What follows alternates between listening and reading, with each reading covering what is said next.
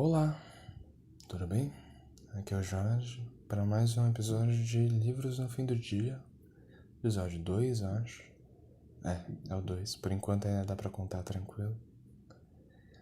E aí, Livros no Fim do Dia é o podcast em que todo domingo eu falo sobre o que eu li na semana. Nesse episódio a gente vai ser acompanhado pelo cachorro de umas 6 casas pra lá na minha rua, que não para de latir, e eu não quero esperar ele. Essa semana eu li um livro inteiro que se chama Caprichos e Relaxos, do Paulo Leminski. Ele foi editado pela editora Companhia das Letras e lançado pela coleção Poesia de Bolso. Não é um selo da Companhia das Letras, é só uma coleção.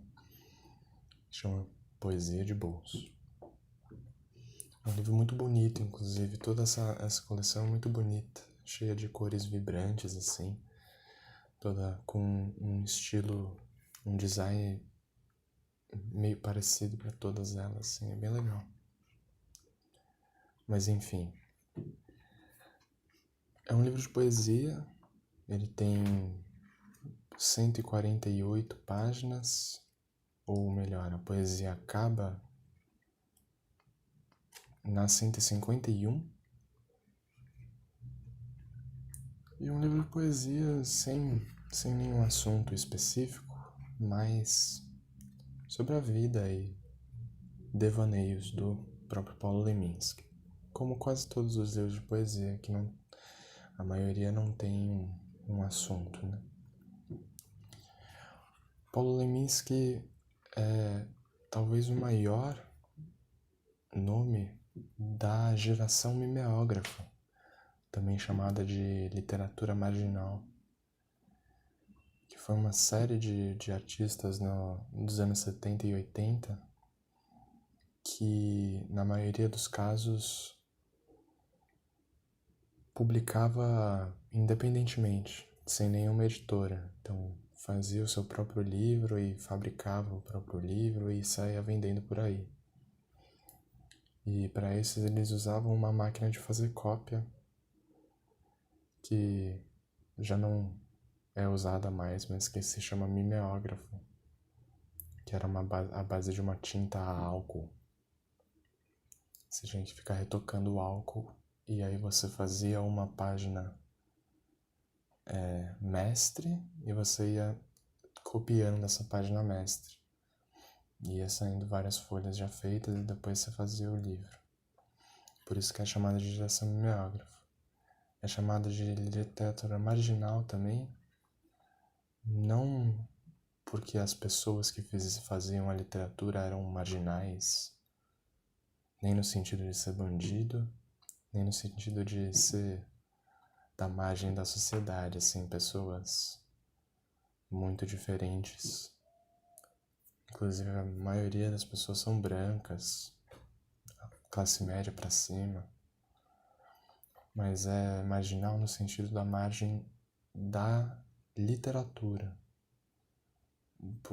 por causa desses livros independentes. Eles não estavam numa editora, você não encontrava numa livraria, e por isso eles eram chamados disso. Paulo Leminski foi um grande poeta dessa época, dessa geração. Outra grande poeta é Ana Cristina César, mas tem muitos outros, Cacaso, Chacal, Plínio Marcos e outros que já vinham de antes, já eram poetas de outras épocas, mas ficaram muito amigos desses poetas da geração mimeógrafa, então se mesclavam. Então, o Vale Salomão, a Hilda Hilst, essas pessoas são todas, essas duas últimas não são da geração mimeógrafa, mas a literatura deles andava muito junta.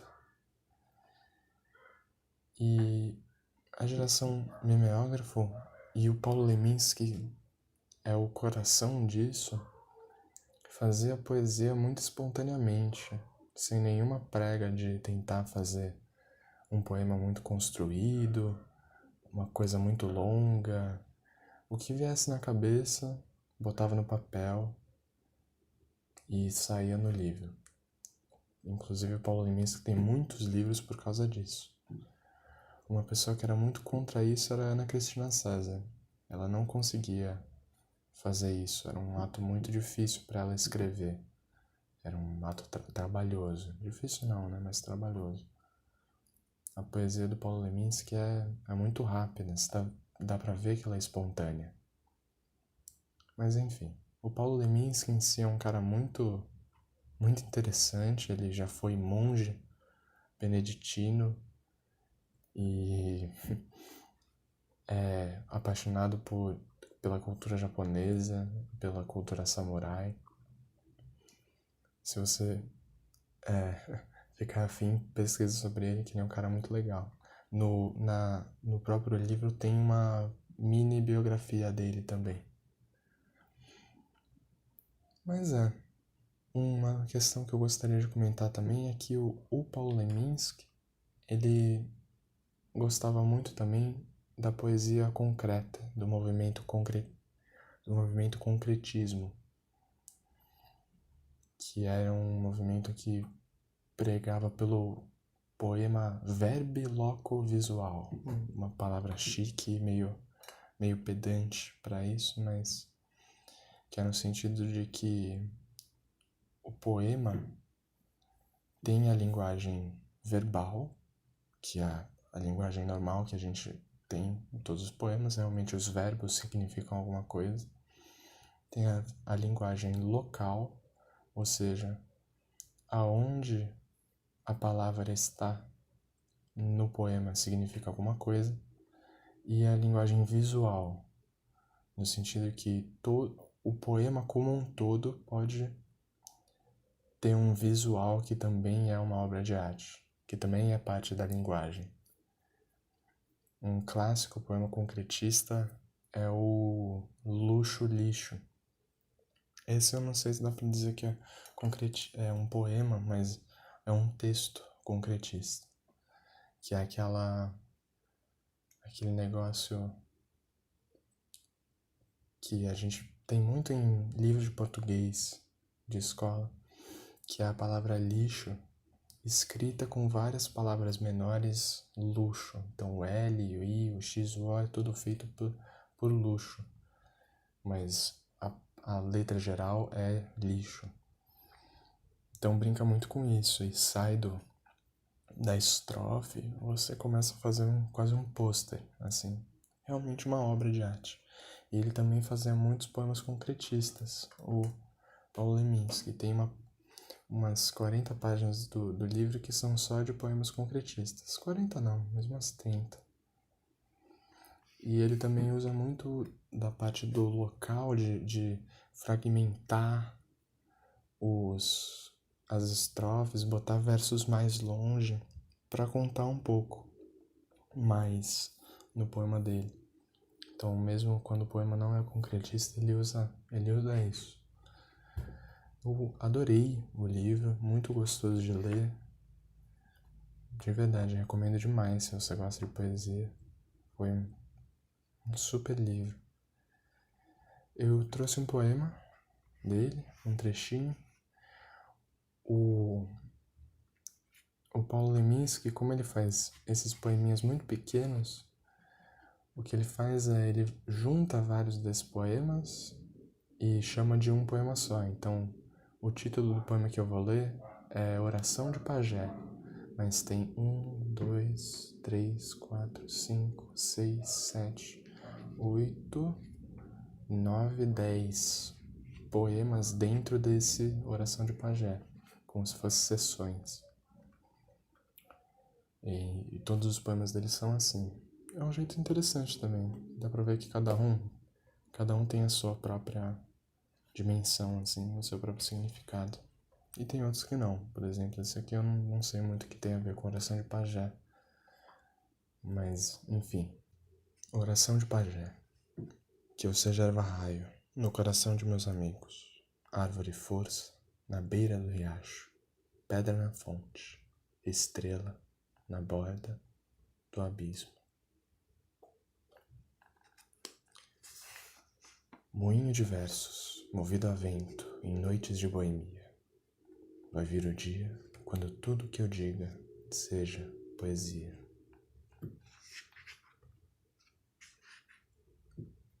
Dia, dai-me a sabedoria de Caetano, nunca ler jornais, a loucura de Glauber, ter sempre uma cabeça cortada a mais, a fúria de Décio, nunca fazer versinhos normais. Ver é dor, ouvir é dor, ter é dor, perder é dor. Só doer não é dor, delícia de experimentador.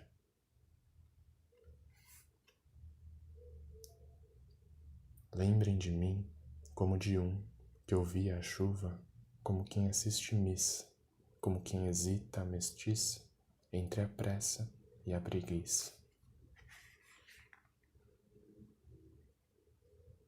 Furo a parede branca para que a lua entre e confira com a que, frouxa no meu sonho, é maior do que a noite.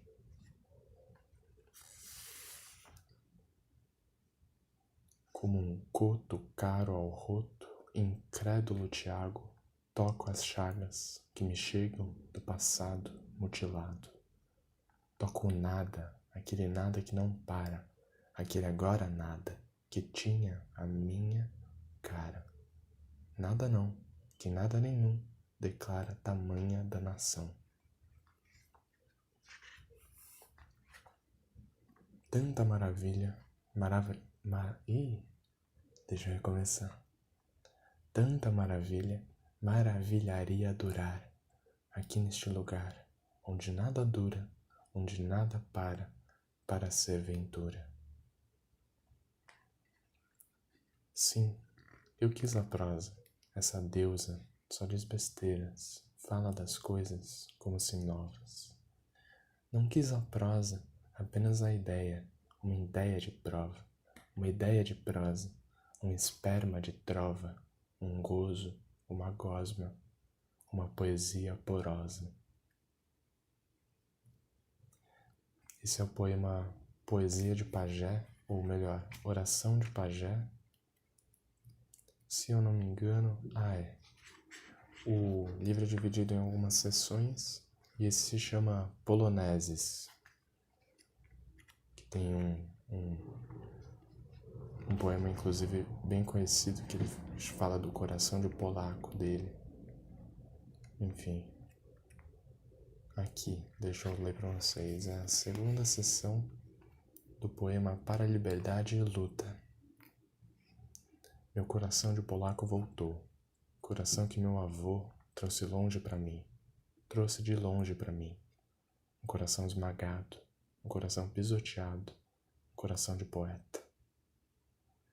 Essa é a segunda parte do poema Para a Liberdade e Luta. Tem inclusive uma gravação, tem no YouTube, do próprio Paulo Leminski recitando esse Meu coração de polaco voltou, que é muito bonita. Mas enfim, esse é o livro Caprichos e Relaxos do Paulo Leminski. Gostei muito, foi muito rápido de ler também. E essa foi a minha leitura da semana. Eu também comecei a ler um quadrinho que chama O Senhor do Mundo. É uma adaptação do Júlio Verne. Eu só li metade dele, então eu vou falar rapidamente sobre ele aqui. É uma adaptação de um dos últimos livros do Júlio Verne, sobre um detetive que tem que procurar alguns casos. Ele já teve que procurar 2 casos, tentar desvendar 2 casos. E é uma adaptação para quadrinhos que é bem menor, bem mais rápida, e sinceramente eu não tô gostando muito, por enquanto. É uma edição da Farol HQ, que é um selo da editora Difusão Cultural do Livro, Mas no próximo episódio eu falo mais dele, que eu provavelmente vou ter acabado já. Então pro próximo episódio eu vou começar a ler um livro que é um pouco mais secão, assim. A gente começou com 2 livros, uma história em quadrinhos super única e um livro de poesias muito também único. Agora eu vou ler um livro sobre política, e em específico política ambiental, porque faz parte dos meus estudos. Então, semana que vem vai ser um episódio um pouco mais serião, assim, mas mesmo assim é um livro que eu tô muito animado pra ler, e eu acho que vai ter muita coisa boa. E aí no próximo episódio eu também comento um pouco melhor sobre o Senhor do Mundo. Então espero que você tenha gostado e até a próxima semana. Um abraço.